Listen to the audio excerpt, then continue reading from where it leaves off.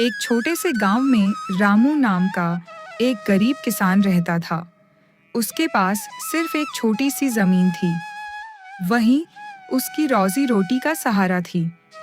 गांव में एक लालची सेठ रहता था, सेठ हरिराम। रामू ने कुछ समय पहले उससे पैसे उधार लिए थे। रामू, समय पूरा हो गया, मेरे पैसे वापस दो। सेठ जी, फसल खराब हो गई थी, थोड़ा समय और दे दीजिए। अब कोई समय नहीं मिलेगा, पैसे नहीं तो जमीन मेरी। बेचारा रामू पैसे नहीं चुका पाया और सेठ ने उसकी जमीन छीन ली। अब रामू के पास कुछ भी नहीं बचा। रामू उदास होकर घर आता है। क्या हुआ जी?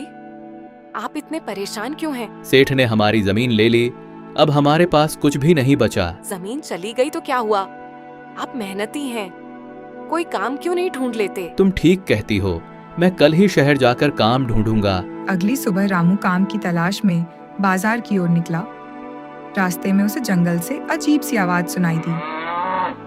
वह एक सुंदर सफेद गाय थी जो रास्ता भटक गई थी।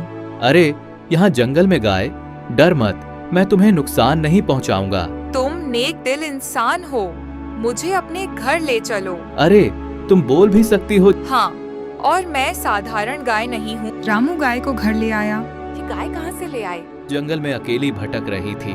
रामू दूध निकालता है। गाय ने इतना दूध दिया कि घर के सारे बर्तन भर गए। फिर भी दूध रुक ही नहीं रहा था। अरे, इतने दूध का क्या करेंगे? इसे बेचो और अपनी किस्मत बदलो।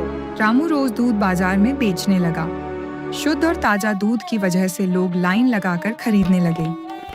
कुछ ही महीनों में रामू के पास इतना पैसा हो गया कि वह सेठ के पास पहुंचा। सेठ जी, ये रहे आपके पूरे पैसे, अब मेरी जमीन वापस कर दीजिए। इतना पैसा?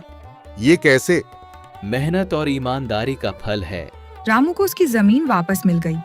वह फिर से खेती करने लगा। अब उसके घर में खुशहाली थी। देखा, मेहनत और हिम्मत कभी बेकार नहीं जाती। सच कहा तुमने। मैं हमेशा अच्छे और मेहनती लोगों की मदद करती हूँ। मुसीबत चाहे कितनी भी बड़ी क्यों न हो, मेहनत, हिम्मत और सच्चाई से हर मुश्किल आसान हो जाती है। और इस तरह रामू, गीता और उनकी जादुई गाय खुशी खुशी रहने लगे।